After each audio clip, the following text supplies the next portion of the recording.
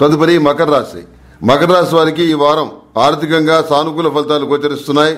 ఉద్యోగంలో ప్రయోజనం లేని అదనపు బాధ్యతలను స్వీకరించవలసి వస్తుంది. వ్యాపారంలో మరింత పురోభివృద్ధిని సాధించగలుగుతారు. నిష్ణాతుల నుండి సలహాలను సూచనలు అందుకుంటారు.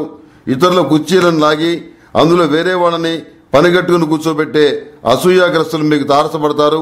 అటువంటి వారితో జాగ్రత్తగా వ్యవహరించండి. కుటుంబ సభ్యులతో ఇష్టాగోష్ఠి సాగిస్తారు.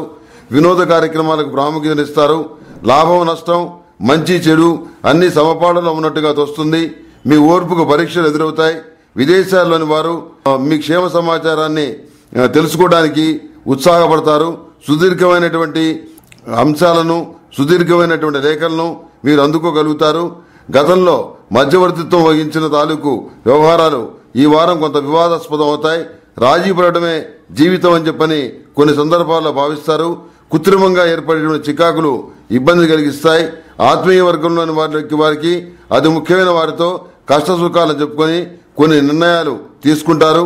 నిత్యం శ్రీ వెంకటేశ్వర స్వామి వారి వజ్ర కవచాన్ని పఠించడం చెప్పదగిన సూచన. అదేవిధంగా ఫిబ్రవరి 27వ తేదీన అంటే మహాశివరాత్రి నాడు జరిగేటువంటి మహాపాశుపత హోమంలో పాల్గొని మహాపాశుపత హోమాన్ని చేయించండి.